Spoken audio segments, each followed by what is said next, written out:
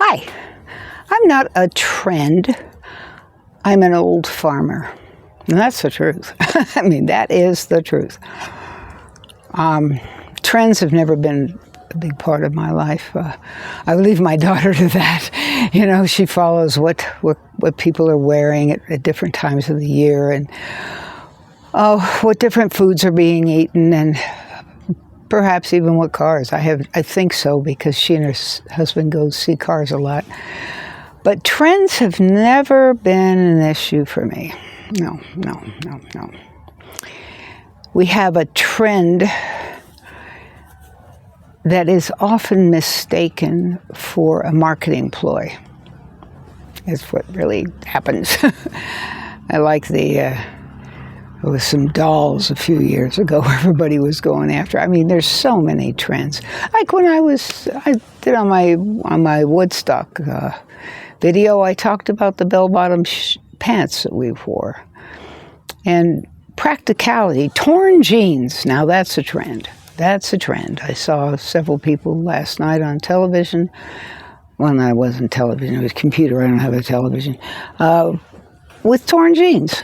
That's become a very big thing, and they're not cheaper that way. They're more expensive. I could go to Walmart and buy $12 jeans for years, and now it's $100 and they're torn. Well, it's just so strange. Anyway, the point is, I'm an old farmer, and I want to talk to you about that, because at my age, so many people are really concerned about a special kind of retirement. They've got dreams of, I don't know, owning a small condo and getting on the road in an RV, or staying on what do they call them? A yacht, a cruise ship for the rest of their lives, whatever it might be. But everybody should be able to choose what they want. I mean, when I hear or read about people in a nursing home, it just breaks my heart. And there's no reason why my husband and I weren't in that situation. We don't really have any family.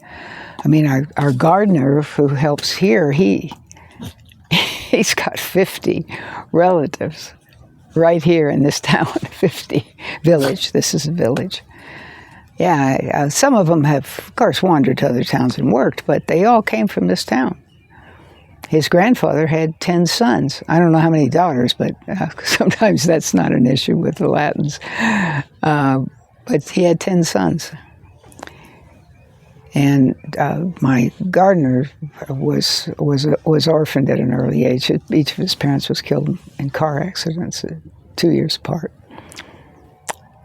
So he didn't have to worry about that, even at that young of an age. He was 5 and he was 7. He had people to take care of him. But I don't. I'm not in a nursing home. Oh my gosh, no. And maybe I'm a trend. Am I a trend? Is there a trend now where people want to move out into the rural areas and have chickens and raise a couple of goats? No, well, actually, what I've got out there are toros, bulls. I got a couple of bulls out there. Probably I'll have rabbits before long, and I'm pretty sure I'm going to have some ducks as soon as I get my hands on some. There's some of the things that I'm going to say are anti-positive for some of the local subsistence farmers. For me to have rabbits is considered kind of an odd thing for me to have chickens, because I'm white from the United States. I'm a person from the United States. But when people get to know me, they know I am just as happy as a clam spending my retirement years on a rented farm with lots of space for my dogs to play and lots of quiet. Oh my gosh, quiet. The thing that is just so amazing about rural areas is the quiet. And I have something called hyperacusis, which means that when I had rheumatic fever as a child, it burned up the nerves from my ears to my brain. So the ears hear fine, but the brain doesn't get the message. And if I hear any kind of man-made, like a big bus goes by or a bulldozer or even a motorcycle, it just, it's like fingers on a chalkboard. But if a bird's singing, no matter how loud, or the bulls out there are carrying on, or the chickens, I love it. I just love it because it's a different tone. It hits at a different place in the ear, and I can hear it, but it doesn't annoy me like the sound of something that's man-made. And that's probably a combination of what the doctors call hyperacusis and the fact that I was born on a farm. And it's been a struggle my entire adult life. And well, actually from the time I was a teenager, I just wanted to go back to the farm. I wanted to go to the quiet of the farm, the peace, the resilience. It takes a lot of resilience because there's bugs and there's weather and there's animals. Everybody wants to eat what you're growing or stomp over it. Wind, oh man, cold, hot, you name it. I mean, there's so many reasons to have faith that that same package of seeds, you're going to plant it and replant it, just a few, and they're going to come up. You have to have faith in that because there are so many things wanting to keep that seed. Oh, grubs. Oh my gosh, we've got grubs right now. They ate all my broccoli. You couldn't see them. They were all eating the roots. They ate the roots of the broccoli died. That's the kind of thing you're dealing with as a farmer. And the resilience comes from the fact that you have to recognize it every day, 7 days a week. You got to go out there and take care of everything, whether you want to or not. That's just that's what a farm is. And you have to hire responsible people. Or have, as we do, we have a community garden, so people come and piddle around out there and talk and carry on and enjoy themselves. I wish I could do more of it. That's the problem with getting older. You just can't. But that doesn't mean I'm going to sit in a nursing home and stare out at the sidewalk and watch people walk by or cars go by. Oh, no, that ain't going to work for me. Not in your life. No. I'd rather be found dead 3 days after I've gone in the living room by myself with my dog sitting there next to me, hungry. Yeah. The essence of farming is patience. There's no question. Patience. Faith that those seeds are going to come up again, and you can grow again. If it's not this season, the next. Resilience. You've got to just keep trying. You have to keep going back, recognizing that things aren't always going to go your way. Some years you're going to have an incredible crop, and other years you won't. But this is a mini farm. This is just. I must have 200 zinnias, maybe more. I don't know. They're just everywhere. And I just like to let things fall everywhere. The seeds fall and they grow more. Same thing with the marigolds. The seeds fall and more come up. The perennials, they call them. And then gladiolas. Oh, I've got so many gladiolas. You see that one right there? That's a gladiola. There's several of them down there. And to tell you the truth, a young man, 7 years ago, gave me one gladiola from his parents in his home, gave me one gladiola. And now I must have 60, 80 gladiolas. That's what you learn on a farm. The idea of not using GMOs, using heirlooms, recognizing that the seed that the plant puts out can be put back in the ground and another seed grows again, instead of having to go out and buy your seeds every year. And the seed that you put in the ground here in Ecuador that may have come, well, let's put it this way, from Malacotus loja, Ecuador seed that I put in the ground may have come from Quito, Ecuador. It may have come from London, England. It may have come from West Virginia, USA. What is going to happen to that heirloom seed that I put in the ground? It's going to change. It's going to adapt to this climate. And when I put it in the ground again, the ones that come back from that plant, it's going to adapt again. It's going to adapt again and again. And every time, it's going to be more ready and more willing to produce here because it wasn't grown in West Virginia the last time. And you talk about faith. I mean, how can anything be any more remarkable than that? That seed becomes a plant that adapts to the new climate and sheds all these seeds that become a plant that adapts again and sheds seeds that adapt again.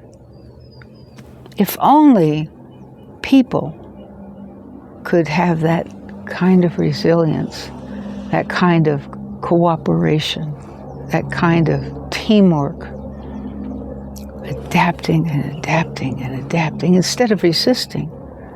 It just adapts or dies.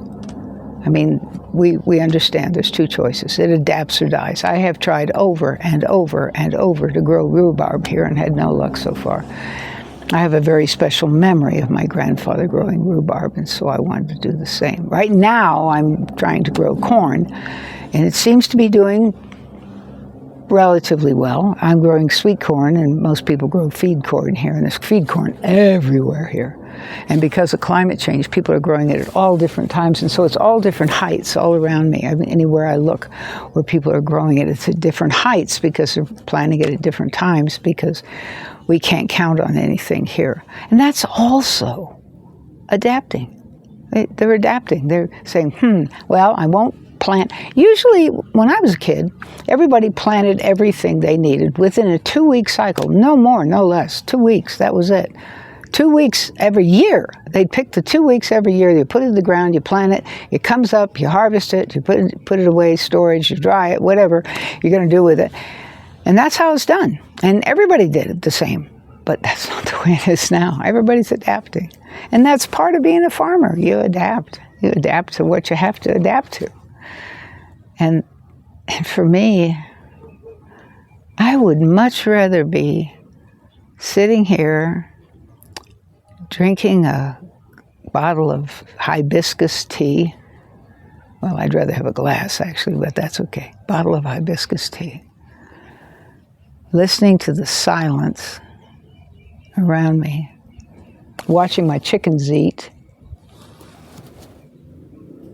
thinking about what other seed I'd like to put in the ground and try, and how much more I'd like to talk to you. I've kind of neglected my planting the last couple of weeks. I've really focused on what I want to say to you, because I'm 79. That's old. That's really old. When the diseases I had as a child said 35 to 50 would be the end of my life. So I'm really old. And I want to say what I've learned, what has been an aha moment for me, and there have been so many, especially since the age of 50 and since the age of 70. There have been so many aha moments. And one of them was, I need to go on YouTube and I need to find my folks, the people who think the way I think about the earth, about the soil. Some of them, of course, are going to be farmers. Because every week, every 2 weeks, we put more sawdust down. Sawdust from all kinds of different trees. We keep putting it down and putting it down because degenerates and it nourishes the soil. It brings all the different aspects of each sawdust. It also holds down on the weeds. It also looks nice. It also protects the soil from the wind, because the wind will just snatch away the moisture that you've just put there from either a hose or rain or canal water. We have canal water that comes in.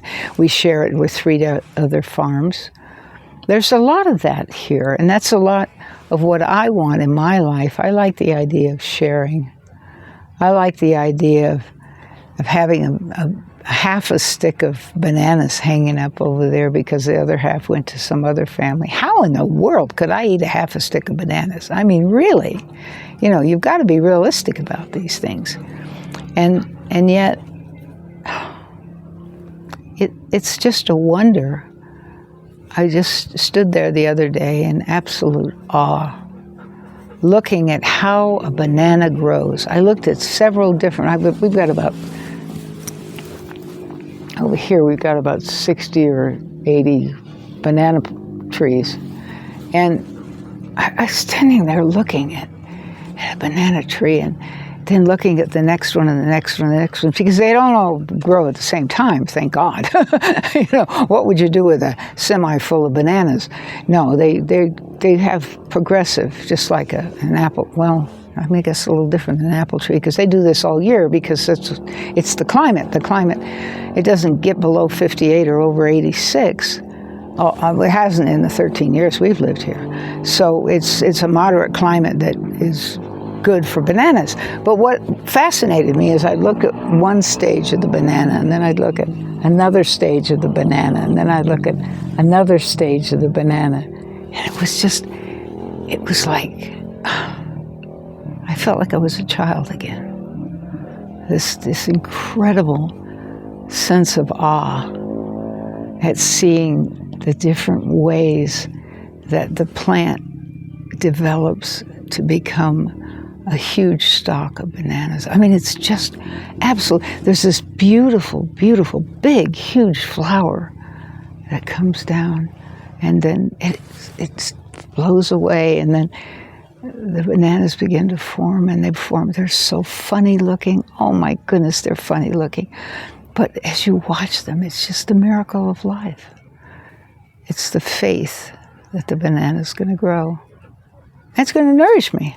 And I've discovered that the greener the banana, when it's greener, it's not as elevating in the blood sugar in the person who eats it. And later, it's sweeter, which is why my mother always said, make sure the banana is black before you put it in the banana bread. Why? It's got a lot of flavor. Well, yeah, it does, but it's got a lot of sugar. All the sugar comes up in it, which is why it's hard on the blood pressure. But we don't know all these things. We have to learn them. And that's one of the beautiful, beautiful, beautiful things about YouTube is I can go on YouTube and ask just about any question now. It wasn't that way at first. At first it was just kids, making jokes, kind of like TikTok. It was just making jokes and fun and playing with videos and that sort of thing. But now it's really serious. You can go on there and say, I've got a pain here and it's kind of bothering me and I'm a little bit concerned about it, and what would you recommend? And somebody's going to say, well, go to this site or go to that site or go to the other site. And then one of those sites is going to say, and if you're seeing this, call your doctor. Well, as we face an economic crisis, that's a gift, because we don't go running off to the doctor for nothing. We go running off to the doctor when one of those things says, and at this point, you should do that. That's when most people will. I mean, there's a few of us old farts that are really stubborn, but that's when most people will do it. The point I'm trying to make today is that everybody has a different joy, a different kind of joy, and my joy is still being a farmer.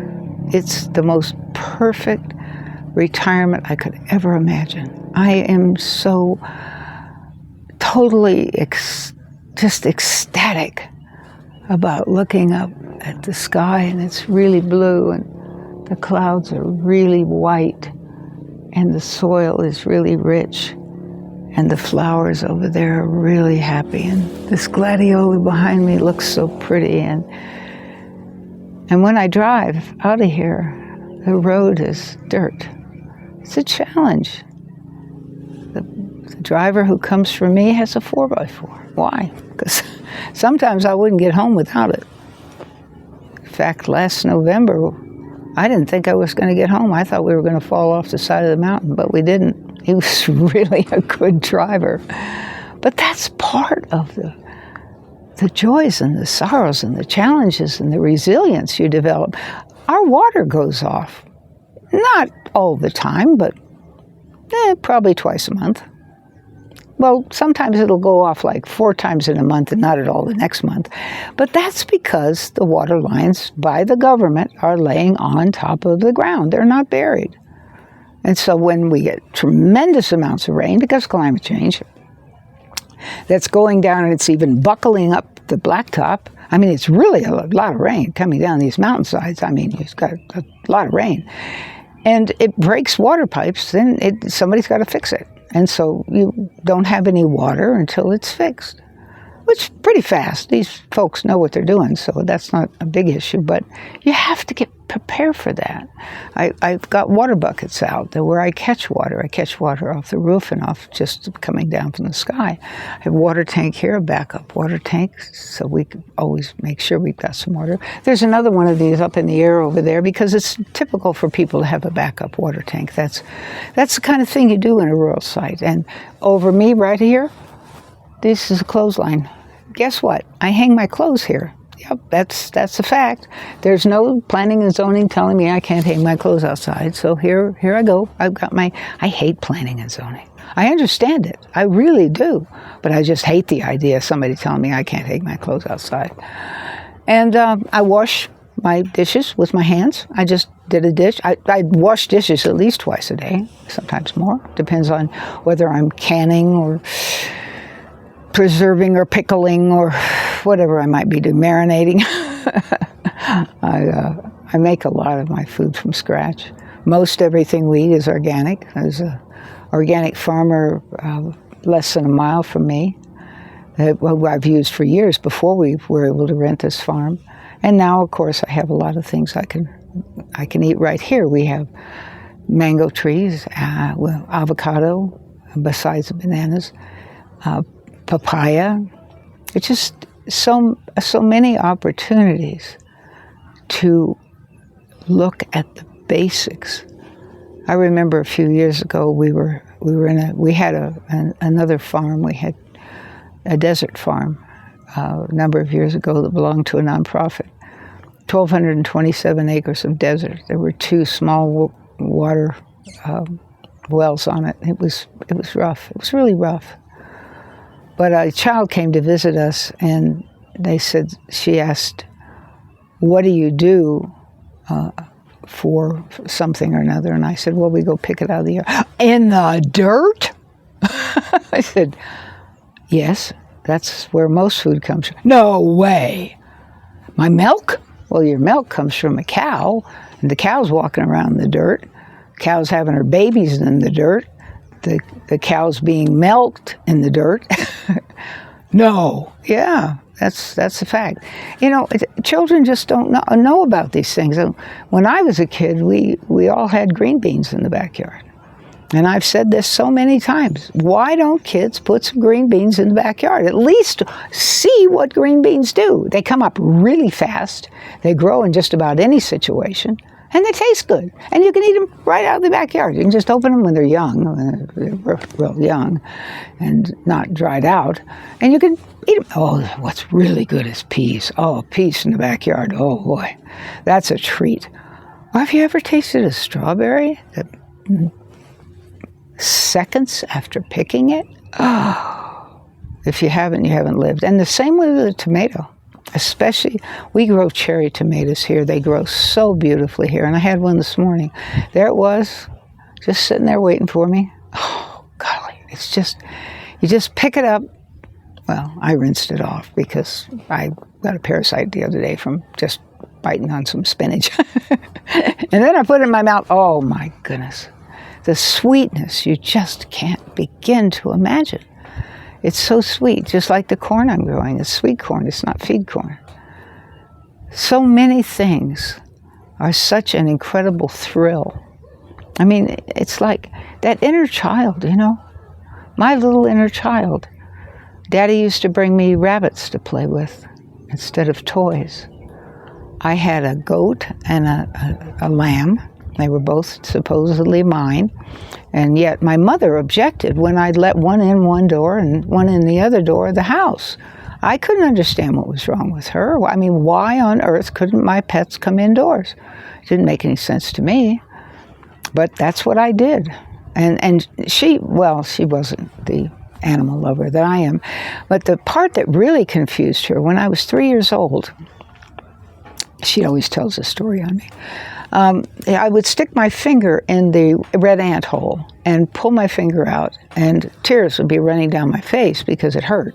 But they would be biting on my finger, and I wouldn't knock them off because I was so fascinated with those insects doing what they're doing. It's like I remember my daughter was in the bathroom with her little potty chair when she was about 1.5, 2 years old, somewhere in there. About 2 years old. I think she's about 2. And there was a spider on her potty chair. And she squealed. And I said, "Oh, my goodness, no, honey, sweet, let me get that." So I went over and I coaxed the spider onto my hand. And then I put it on the windowsill. And then I opened the screen. The window was open, but I opened the screen because I usually live without any inside heating or cooling. That's part of what you have on a farm, of course. Anyway, I let the spider out, and I told her, I said, "Honey, that was Sherman," and he got confused, and he was in the house. And so we have to put Sherman outside, because that's where he belongs. He doesn't belong in the house. And she was just, and I said, "No, if you ever see Sherman, you have Mommy come and help you, because some of Sherman's friends bite. Oh, terrible. You don't want that. You don't want somebody to bite you. But some of his friends bite. But Sherman doesn't bite. And Mommy knows which one's Sherman and which one isn't." And my child has never been afraid of insects. And when I see a ladybug, oh man, it's just such a thrill to show a child a beautiful ladybug or a monarch butterfly or a rabbit. Oh gosh, rabbits can be so harmful to children. Oh my gosh, they have the sharpest claws you could ever imagine. You have to teach the kids about holding those feet in such a way that they don't get scratched, because they look so fuzzy and cuddly and cute. And the little cuddly cute one that you have that's stuffed, that's laying on your bed, is all sweethearts. But a real rabbit, I mean, there's a reason they can burrow a hole in the ground and live there. It's because their feet are like, earth movers. So you have to teach the kids these things, and you have to appreciate that. And you have to love it. I love it when I hear the birds. There's so many birds and butterflies and insects. I was making a video the other night, and just at the end, there was a big moth that flew through. And the other day, my dog was barking in the kitchen, and I looked up, and sure enough, there's a huge moth on the kitchen wall, because I leave the doors open a lot. I mean, mostly my doors. At night, I close the doors. But during the day, the outside is my inside, and the inside is not where I want to be. I want to be outside. I spend as much time outdoors as possible because I love the outdoors. I love the earth like I can't imagine being able to explain to anybody. It's Mother Earth to me. It's here that's called Pachamama. And Pachamama plants things all over, lets the seeds fly, doesn't line things up in rows. And that's the way I do it. Let them fall, let them fly. It brings out a faith that another seed is going to come up. The faith that the sun's going to come up in the morning and the moon at night. The faith that things are going to change, the stars are going to shine down on us.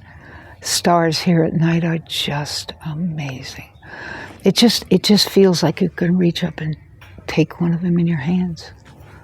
And it's because the air is absolutely clean. I mean, the only thing, well, anywhere around here, and I can't really see it. Actually, I think it's over in this direction. There's a panela plant, and that means it would be the same as saying it was a sugarcane plant. And once in a while, some of them will make alcohol. But in general, they're just extracting the sweet from the panela, and it's a brown sugar. It's not like your white sugar. It's not near as sweet, and it's brown, and it's doesn't make any noise, except if you're right on top of it and they're running the panela through the hacker grinder machine like this. You'll hear that. That's about it. There's no smoke. There's nothing around here that interferes with the beautiful stars and the sunsets. We have a bench we can sit on and watch the sunsets. So beautiful. The sunsets are as pretty here as they were in Arizona. You know, the sunsets in the dry area are so incredible.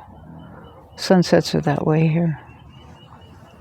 It's just truly amazing. And at night, because we're on the top of the mountain here, I can look down on the houses and the roads and see the lights. And they're just clear as if they were a few feet from me, because the air is so clear.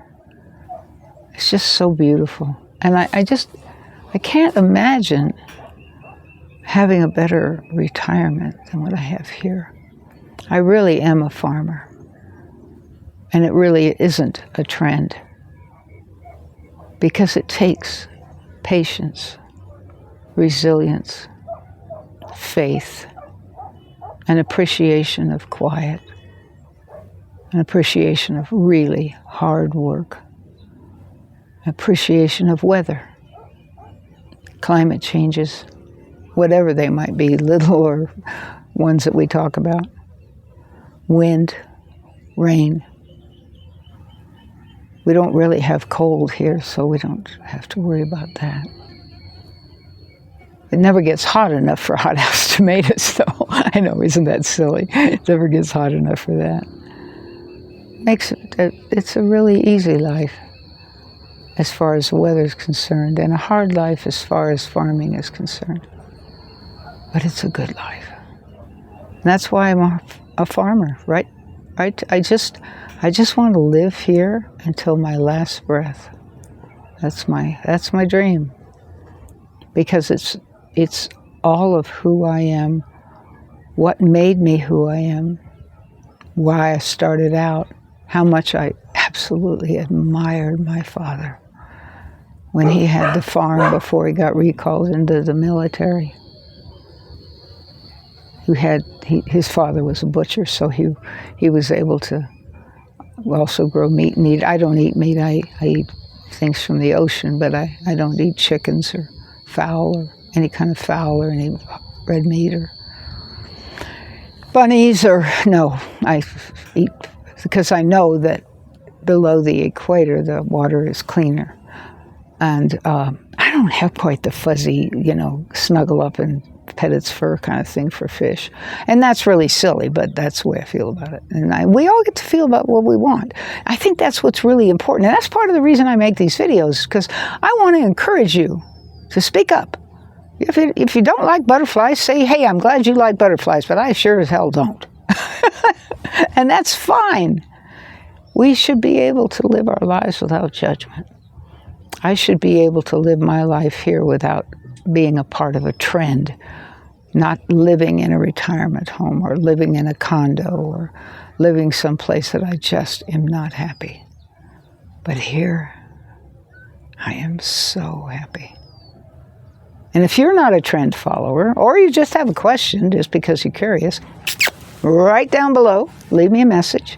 And while you're down there, look at my nonprofit. The nonprofit has been a part of several of us' lives. We've devoted years to it. It's been around for 34 years. And 2 of us are artists, and there's things down there to remind you to take care of the earth, because if we didn't have this earth, I wouldn't have this retirement. And I would be so sad. I'm not. I'm so happy, and I'm happy to share it with you, and I want to thank you for being here today. Thanks.